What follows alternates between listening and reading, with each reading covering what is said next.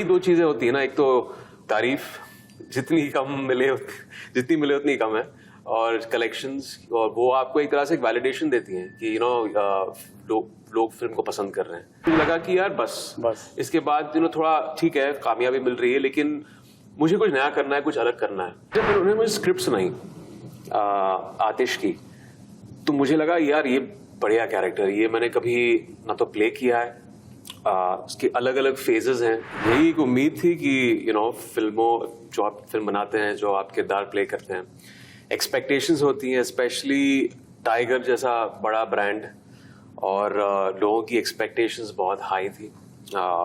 उस पे आप एक तरह से खरी उतरी है पूरी जो हमने मेहनत की है, मनीष की जो मेहनत, सलमान, कटरीना, वायरफ की जो पूरे क्रू ने जो मेहनत की, और 2 साल से शूटिंग चालू है फिल्म की, चालू थी, और उससे पहले भी बहुत काम गया है प्री प्रोडक्शन में।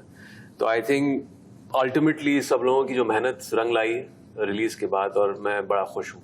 तो यही दो चीजें होती है ना, एक तो तारीफ जितनी मिले उतनी कम है, और कलेक्शंस, और वो आपको एक तरह से एक वैलिडेशन देती हैं कि लोग फिल्म को पसंद कर रहे हैं जो अभी मिल रहा है। टाइगर फ्रेंचाइज का, वायरफ की फिल्मों का, स्पेशली मिस्टर आदित्य चोपड़ा की फिल्मों का मैं बहुत बड़ा फैन रहा हूँ बहुत सालों से।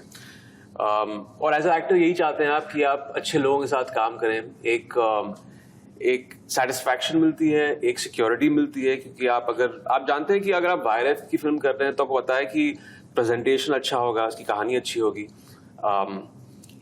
मार्केटिंग फिल्म की अच्छी होगी, और अल्टीमेटली ऑडियंस को वो एक एक्सपीरियंस मिलेगी एक वायरफ फिल्म के जरिए। थोड़ा वक्त लग गया, 20 साल लग गए, लेकिन जी आपका मैंने शुरुआती दौर भी देखा, आपका फुटपाथ से लेकर टाइगर तक जी, जो शुरुआत में आपकी जो इमेज थी वो बिल्कुल लवर बॉय, उस इमेज से आप एक टाइम तक बाहर नहीं निकलते। जी कैसे इसका ट्रांसफॉर्मेशन हुआ, कैसे आप इससे बाहर निकले, कहाँ से ये मोड़ आया, क्या?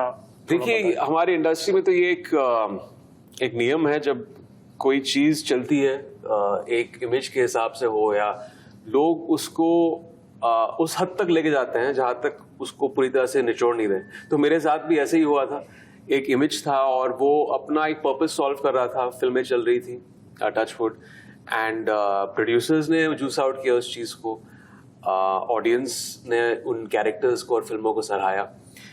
लेकिन मुझे लगा कि यार ये आई थिंक 2012 की बात है, 2013 की बात, मुझे लगा कि यार बस इसके बाद थोड़ा ठीक है, कामयाबी मिल रही है, लेकिन मुझे कुछ नया करना है, कुछ अलग करना है, क्योंकि इसी अगर छवि में चलता रहा तो मैं जिंदगी भर तो ऐसा नहीं कर पाऊंगा, और एक सैचुरेशन पॉइंट आ जाता है। It's the law of diminishing returns. फिर आपको वो कामयाबी थोड़े सालों के बाद नहीं मिलेगी, अगर ऑडियंस को लगेगा कि यार बस हो गया, बहुत देख लिया ये। तो वो ट्रांजिशन अच्छा था, थोड़ा टफ भी था, क्योंकि ऑडियंस भी आपको देखना चाहती है उस चीज में, लेकिन आप उनको कुछ और पेश कर रहे हो। बट फाइनली आई थिंक, जैसे कहते हैं ना कि एवरीथिंग मेक्स सेंस अल्टीमेटली। लोगों को आपका काम तो दिखता ही दिखता है, अल्टीमेटली आपको आगे जाके उस चीज का फायदा होता है, जो आई बिलीव मुझे अब हो रहा है। टाइगर के लिए मुझे याद है शानू शर्मा ने शायद आपसे अप्रोच किया था। जी। कैसे आपके टाइगर के लिए?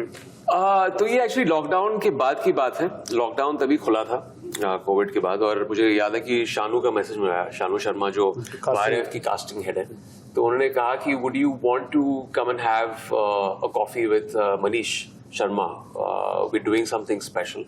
और मैंने मनीष की फिल्में देखी थी, मैं उनका बहुत बड़ा फैन था, सो आई सेड व्हाई नॉट। अगले दिन यहाँ आ गया वायरफ में, और मनीष ने मुझे कहा कि पहले सिर्फ यही चीज कही कि we are looking at casting for the antagonist for the next tiger.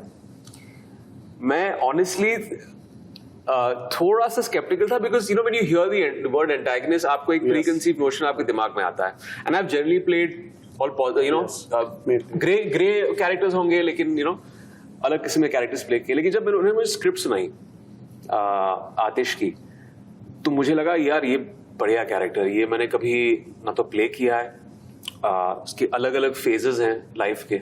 ज्यादा नहीं देना चाहता हूं मैं, लेकिन बहुत सारे ऑडियंस मेंबर्स हैं जिन्होंने देखा नहीं होगा ये, बट एक डेप्थ मुझे दिखाई दिया उस कैरेक्टर में, एक बारीकी, एक न्यूएंस दिखाई दी उस कैरेक्टर में, जो मुझे बहुत बहुत अच्छी लगी।